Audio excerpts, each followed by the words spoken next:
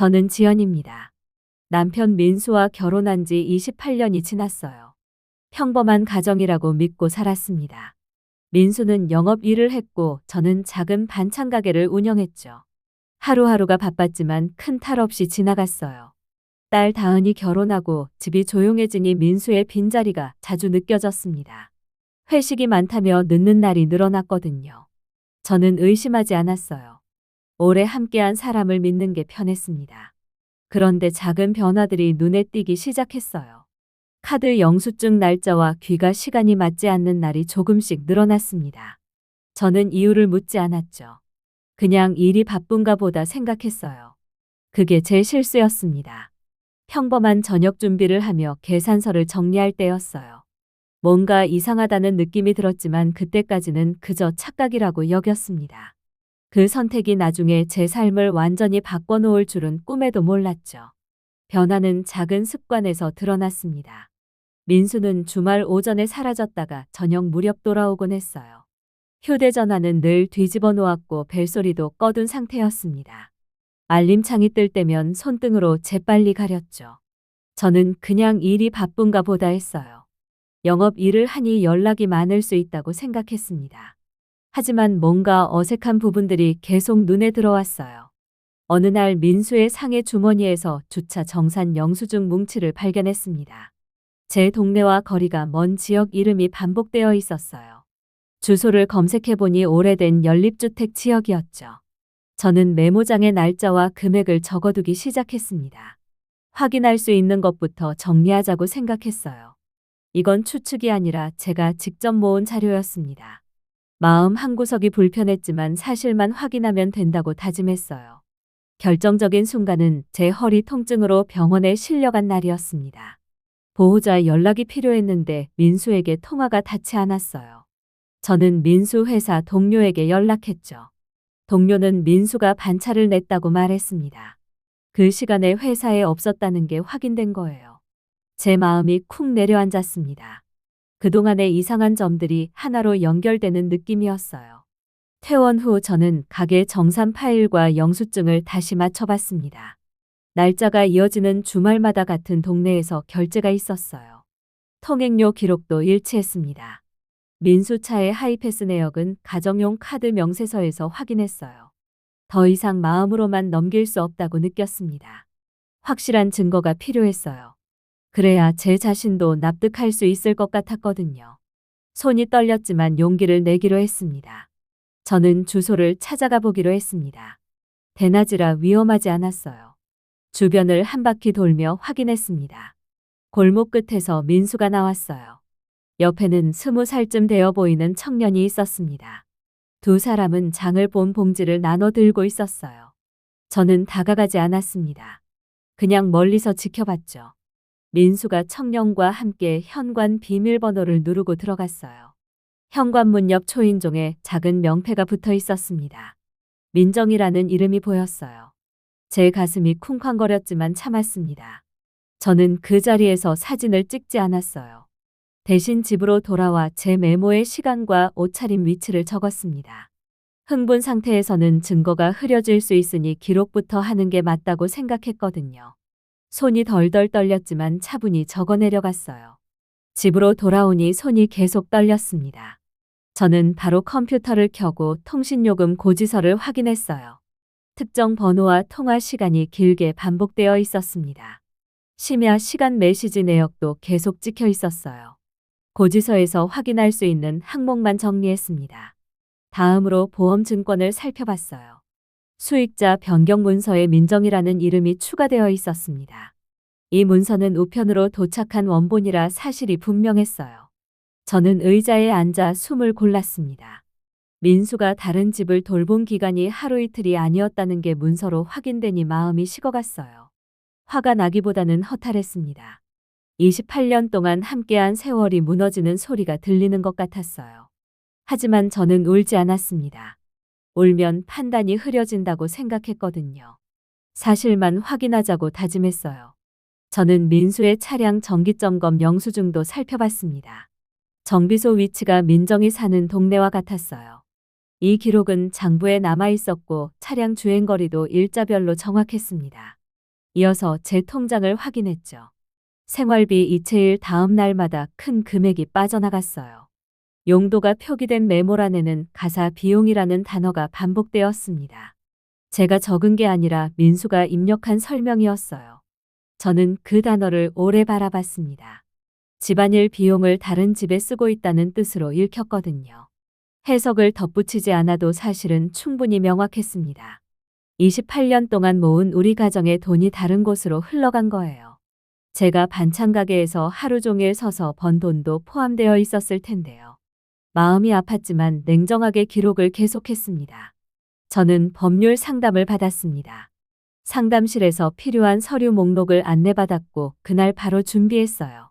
통신 고지서 카드 명세서 보험 수익자 변경 서류 차량 정비 기록 통행료 내역 모두 원본 또는 스캔본으로 제출했습니다. 변호사는 장기간 중복 생활 정황이 뚜렷하다고 설명했어요. 저는 조용히 고개를 끄덕였습니다. 아직 감정으로 말하고 싶지 않았거든요. 사실만 쌓이면 길이 보인다고 믿었어요. 상담실을 나오는데 다리에 힘이 빠졌습니다. 그동안 혼자 견뎌온 무게가 한꺼번에 느껴졌어요. 하지만 이제 혼자가 아니라는 생각에 조금 안심이 됐습니다. 집에 돌아와 서류를 다시 한번 정리했어요. 빠진 게 없는지 꼼꼼히 확인했습니다. 그 믿음이 저를 붙잡아줬어요. 포기하고 싶을 때마다 이 서류들을 보며 용기를 냈습니다. 저는 민수에게 말을 아꼈습니다. 대신 자료를 더 채웠어요. 주민센터에서 제가 발급할 수 있는 혼인관계증명서를 떼어보니 혼인은 유지 상태로 표시되었습니다. 다른 등록 사항은 제 권한으로 확인할 수 없었어요. 그래서 생활 사실을 보강했습니다. 인근 마트의 결제 패턴을 정리해서 주말 시간대에만 특정 품목이 반복된 점을 표시했어요.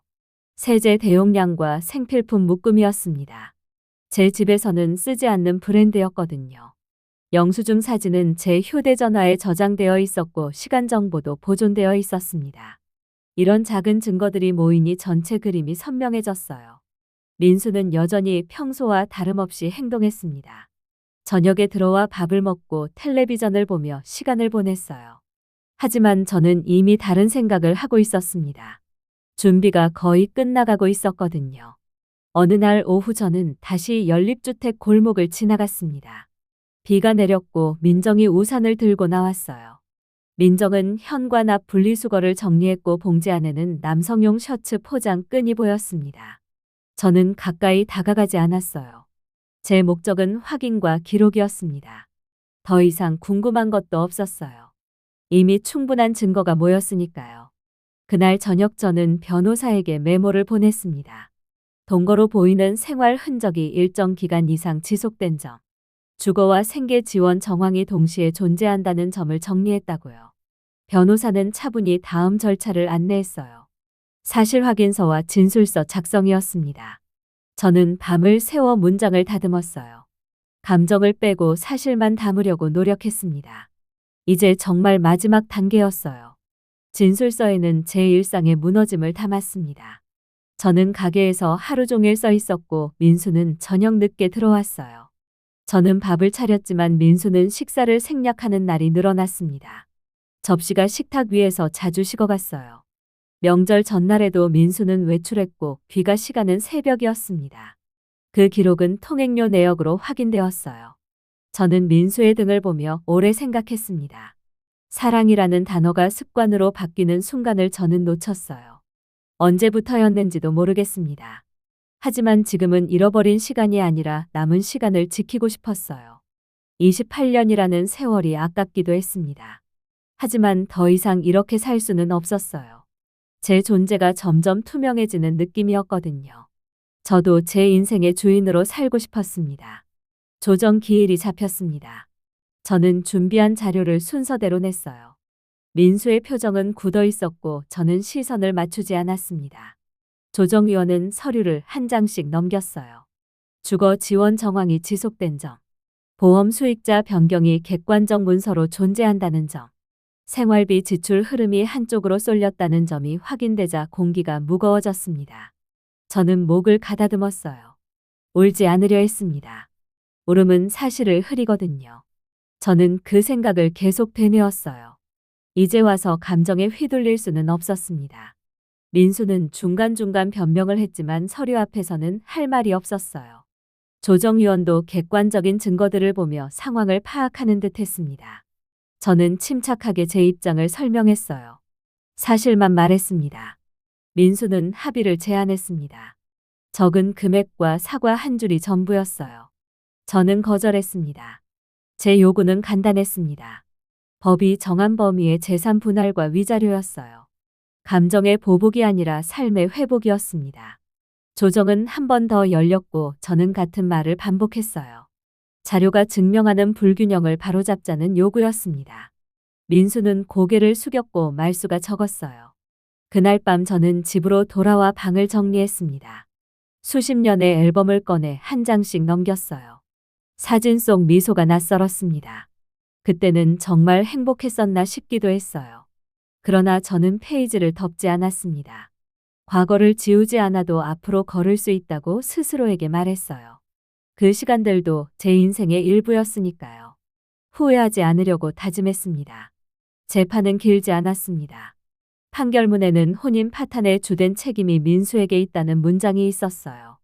저는 조용히 읽었습니다. 위자료와 재산 분할 비율이 정해졌고 집은 제 몫으로 남았어요. 이 사실은 판결문과 등기 변경으로 확인되었습니다. 저는 다음 날 아침 공인중개사 사무소를 찾아가 담담히 서류를 접수했어요. 제 이름으로 정리된 서류 묶음을 들고 나오는데 손이 덜 떨렸습니다. 겨울바람이 불었고 하늘은 맑았어요. 저는 발걸음을 천천히 옮겼습니다. 마음이 복잡했지만 후련한 기분도 있었거든요. 이제 정말 새 출발이었어요. 집에 돌아와 혼자 앉아있으니 조용했습니다. 그동안 너무 바빴던 것 같아요. 이제는 제 속도대로 살아갈 수 있을 것 같았습니다. 두렵기도 했지만 기대되기도 했어요. 다은에게도 사실을 알렸습니다. 다은은 잠시 말을 잃었어요. 저는 단정하게 설명했습니다. 확인한 문서와 절차 결과만 말했어요. 감정을 섞지 않으려고 노력했습니다. 다은은 시간을 달라고 했어요. 저는 기다렸습니다. 며칠 뒤 다은은 집으로 왔고 저는 따뜻한 국을 데웠어요. 우리는 긴 대화를 하지 않았습니다. 대신 식탁을 치웠고 쓰레기 봉투를 함께 내놨어요. 그 작은 움직임이 가족의 모양을 지켜줬습니다. 말로 하지 않아도 통하는 게 있었어요. 다은은 제 편이었습니다. 그것만으로도 충분했어요. 저는 그날 밤 잠을 깊게 잤습니다. 마음이 아주 조금 가벼워졌거든요. 딸이 이해해줘서 고마웠어요. 혼자가 아니라는 생각에 위안이 됐습니다. 앞으로 잘 해낼 수 있을 것 같았어요. 생활은 원래대로 돌아가지 않았습니다. 저는 새 습관을 만들었어요. 새벽에 시장을 돌고 낮에는 가게에서 장아찌를 담갔습니다. 저녁에는 동네 도서관에서 상담 봉사를 했어요. 비슷한 일을 겪은 이들이 조용히 찾아왔고 저는 제가 했던 방법을 알려줬습니다. 먼저 기록하고 차분히 모으자고 했어요. 눈으로 본 것 문자로 남은 것 계좌로 드러난 것을 차곡차곡 쌓으면 길이 보인다고 설명했습니다. 그 말은 저 자신에게도 하는 말이었어요. 제가 그렇게 해서 여기까지 왔으니까요. 다른 사람들도 용기를 낼 수 있을 거라고 믿었습니다. 혼자 사는 게 외롭지 않다고는 말 못하겠어요. 하지만 불안하지는 않았습니다.